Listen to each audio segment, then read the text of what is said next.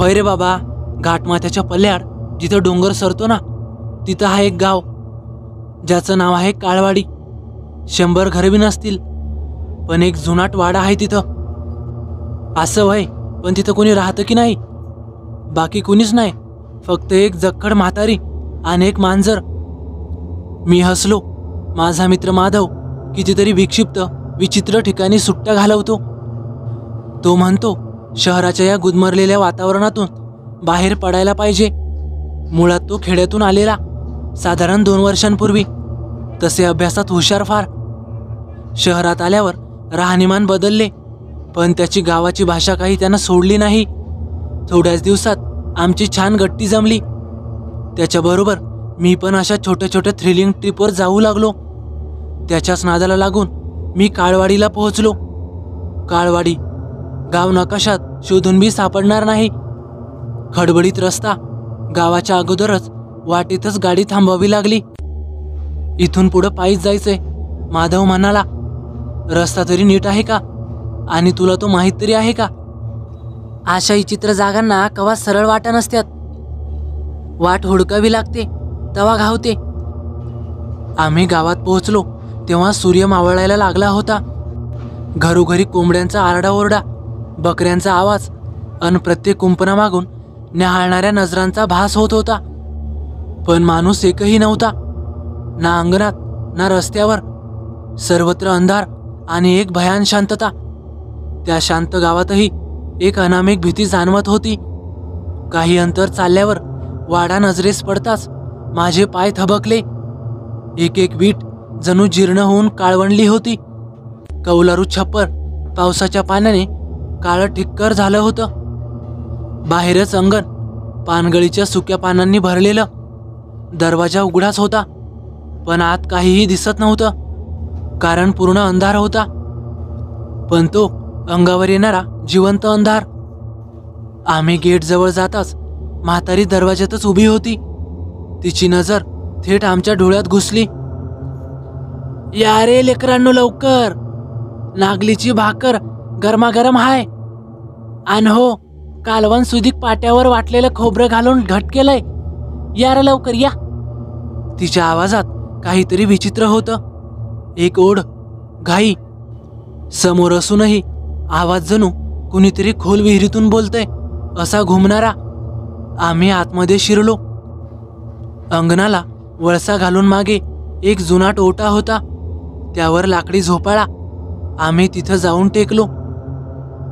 वाड्याच्या जुनाट लाकडातून जसा वास येत होता, तसाच वास म्हातारीच्या जुनाट वस्त्रातूनही येत होता.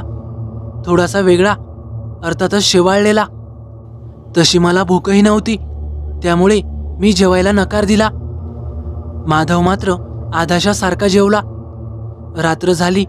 वाड्यातलं वातावरण बोलकं नव्हतं, तर ते काहीतरी कुजबुजत होतं. भिंतीच्या आत जुनं काहीतरी हालचाल करतंय असा भास कायम होत होता. आम्ही वाड्यात असलेल्या सर्वात मागच्या खोलीत झोपायला गेलो. आज मस्त झोप काढायची आणि उद्याच्याला इथं काय वेगळं आहे ते हुडकू. माधव पलंगावर आडवा होत बरळला. शिसवीचा मोठा पलंग आम्हाला झोपायला मिळाला. खोली अंधारी होती, पण एका कोपऱ्यात दिवा लवलवत होता. खोलीत मागच्या भिंतीत एक मोठं कपाट होतं. त्यावर एक जुनाट आरसा होता, तोही धुरकट काचेचा, आजूबाजूने पूर्ण शेवाळलेला. माझा चेहरा कसा दिसतोय रे यात, मी विचारलं. माधव हसला. आरशाचं कामच आहे ते, तोंड दाखवायचं. त्यावर लय धूळ साचलीया, त्यामुळं असं दिसत असल. मी रात्री जेवण केलंच नव्हतं, तरी पण अचानक अर्ध्या रात्री पोटात कळ उठली. जुलाब सुरू असले की जशी येते अगदी तशीच. रात्री 2च्या सुमारास मी दचकून जागा झालो. माधव शेजारीच गाढ झोपलेला होता आणि तेवढ्यात बाहेरून कर्कतचा आवाज येत होता. मी ध्यान देऊन ऐकलं. अंगणातून येणारा आवाज होता जुनाट बिजागिऱ्याचा, म्हणजेच झोपाळ्याचा. सायंकाळी मी अनुभवलेला. मी उठून पुढच्या खोलीत आलो. म्हातारी कुठेच दिसेना. एकटी अंगणात जाण्याची हिंमत माझ्यात नव्हती. मी खोलीत परत आलो. खोलीत काळाभोर अंधार झाला होता. कारण दिवा विझलेला, खोलीत गारवा आणि एक विचित्र वास पसरला होता, अतिशय उग्र, जणू सडलेल्या पाण्याचा. मी अंदाजे पलंगाकडे निघालो आणि अचानक त्या भिंतीतील कपाटाजवळ काहीतरी हललं. मी तिकडे झटकन वळून बघितलं. अंधारात सुद्धा कपाटावरील आरसा एकदम स्पष्ट दिसत होता. त्यावरचा धुरकटपणा आता गायब झाला होता. मी हळूच आरशात बघितलं आणि माझ्या अंगावर सरसरून काटा आला. माझ्या मागे एक बाई उभी होती. तिचं पाठमोरं रूप दिसत होतं. अंगावर एक विरलेलं लुगडं आणि पाय. तिला पायच नव्हते, पण तरीही ती हलत होती, अर्थातच हवेत तरंगत होती. मी घाबरून वळलो, पण मागे कुणीही नाही. पुन्हा आरशात बघण्यासाठी वळालो, तर तीच बाई माझ्या समोर, माझ्यापासून अवघ्या एका उडीच्या अंतरावर. पण आता ती एकटी नव्हती. तिच्या डावीकडे एक लहान पोर होतं आणि उजवीकडे एक काळं मांजर. तिच्या डोळ्यात खोल अंधार होता. काळे कुट्ट, किडलेले, सडलेले दात विचकत हसतच तिने माझ्याकडे बोट करून मला जवळ बोलावलं. काळं मांजर घाणेरडं फिसकारलं. बाजूलाच उभं लहान पोरगं काळपट जीभ ओठांवर फिरवत माझ्याकडे बघत होतं. त्याच्या तोंडातून रक्त रक्त रक्त हवंय मला, असे अस्पष्ट शब्द बाहेर पडत होते. मी दचकलो, जाम घाबरलो आणि जोरात किंचाळलो. तेवढ्यात खोली उजळून निघाली. पलंगावर माधव गाढ झोपलेला होता. मी भीतीने थरथरत त्याला दबक्या आवाजात उठवू लागलो. तो काही हलेना. तेवढ्यात ते त्रिकूट माझ्याच दिशेने पुढे सरकू लागलं. मी जीवाच्या भीतीने धावतच बाहेर पळालो. वाडा आता शांत नव्हता. तो जणू श्वास घेत होता. भिंतीतून आवाज येत होते. जुने दरवाजे झपाझप उघडझाप करत होते. हवेत एक विचित्र शेवाळ्याच्या वासाचा गारवा जाणवत होता. सगळीकडून खी खी खी खी असा हसण्याचा आणि त्या मांजराच्या फिसकारण्याचा आवाज घुमत होता. वाड्यातून बाहेर पडण्यासाठी मी अंगणात गेलो. काळ्या कुट्ट अंधारात म्हातारी झोपाळ्यावर बसली होती. तिचे डोळे बंद होते, पण तिच्या ओठातून कुजबूज बाहेर पडत होती. तिचं काळं मांजर तिच्या मांडीवर बसून माझ्याकडेच नजर रोखून होतं. त्याचे हिरवे डोळे जास्तच भयानक दिसत होते. माझा नातू विहिरीत पडला होता. दर अमावस्येला तो माघारी येतो. पहिल्यांदा मीच त्याला बोलवलं होतं, रक्ताची लालच देऊन. त्याला दर अमावस्येला नवीन पाहुणा लागतो. नव्या पाहुण्याचं रक्त चटावला आहे तो रक्ताला. म्हातारीचे शब्द अस्पष्ट होते, पण त्यांचा अर्थ स्पष्ट होता. भयावह. मी थरथरत परत खोलीच्या दिशेने धावलो, माधवला घेऊन पळून जाण्यासाठी. पण तिथे खोली नव्हतीच. पलंगही कुठे दिसत नव्हता. ना भिंतीतलं कपाट, ना तो आरसा. त्याच्या जागी उघडं अंगण होतं आणि माझ्यासमोर एक खोल काळवंडलेली विहीर होती. मी निरखून बघितलं. शेवाळानं भरलेली विहीर, त्यात काळवंडलेलं पाणी. पुढचं दृश्य अजूनच भयानक. माधवचं मुंडकं काही वेळ पाण्यावर तरंगत होतं, चेहरा वेदनेने भरलेला. मी जोरात हाक मारली. अचानक त्यानं डोळे उघडले, हिरवेगार डोळे. आणि तेवढ्यात कोणीतरी त्याला वेगात आत खेचलं. पाण्यात थोडीशी खळबळ झाली.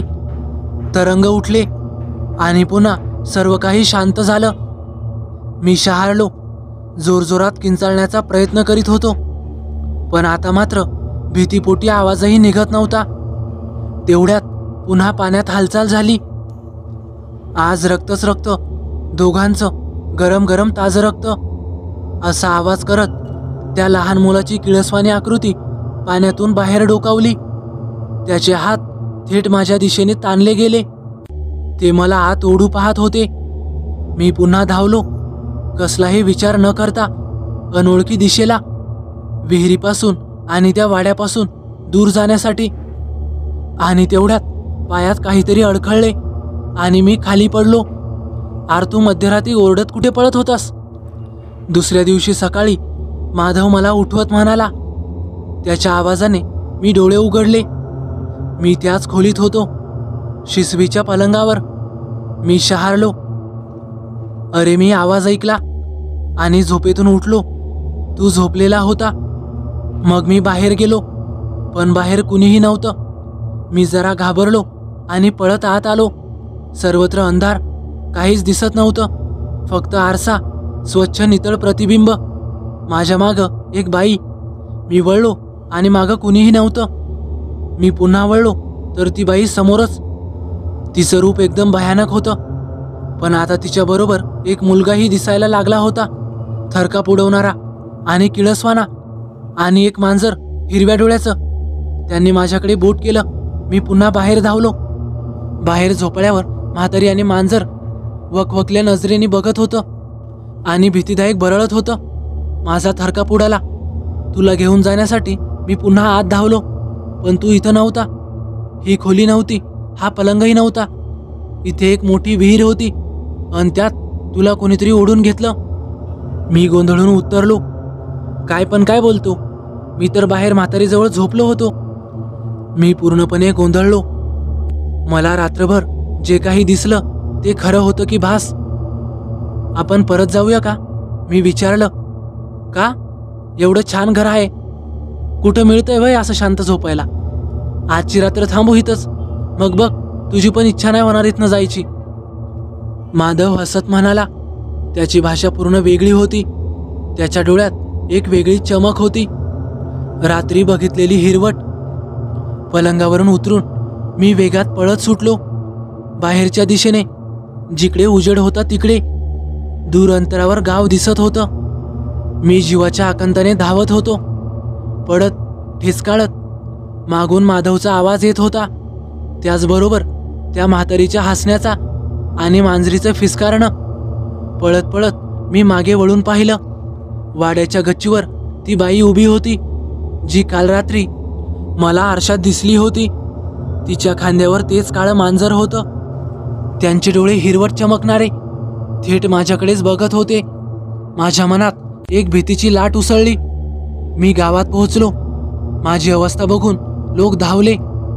माझी कोण म्हणून विचारणा केली. मी त्यांना सांगू लागलो, भीतीने थरथरत. काळवाडीचा तो वाडा, ती म्हातारी, माझा मित्र तिथेच आहे. आम्ही आलो होतो रात्री. आता तो तिथंच राहिला. त्याला आणा प्लीज. अरे बाबा, तिथं कोणीच नाही राहत आता. ती म्हातारी गेली 2 वर्षांपूर्वीच. आम्ही ते घर चावी लावून बंद केलंय. कोणीही उघडत नाही आता. आता तू मित्राला विसर. तिथं जो रात्रभर थांबला तो तिचाच झाला. तुझं नशीब चांगलं, तू वाचला आणि तिथनं निसटला. गावकऱ्यांच्या शब्दांनी माझ्या पायाखालची जमीनच सरकली. जा इथून, दूर निघून जा. अंधार पडायच्या आत, नाहीतर ती तुला बोलवल. तुझा मित्र तुला बोलवल. तुला जावंच लागल. एक गावकरी बोलला. मी थरथरत गाडीत बसलो आणि थेट शहर गाठलं. कोणाला वाड्याची संपूर्ण माहिती हवी आहे का? ॲड्रेस वगैरे? जा मग वाड्यात, काळवाडीच्या वाड्यात 1 रात्र थांबा. मग समजेल तुम्हालाही वाड्यात कोण आहे आणि कोण नाही ते. पण हा, माझा मित्रही तुम्हाला तिथे दिसेल. कोणाला तरी दर अमावस्येला एक पाहुणा हवा आहे तिथं. तर मित्रांनो, कशी वाटली तुम्हाला ही भयकथा? आवडल्यास नक्की लाईक करा, कमेंट करायला विसरू नका. आणि हो, काशवीच्या लेखणीतून यांची ही भयकथा असून याचे सर्व श्रेय हे त्यांनाच जाते. तर चला भेटूया पुढच्या व्हिडिओत. धन्यवाद.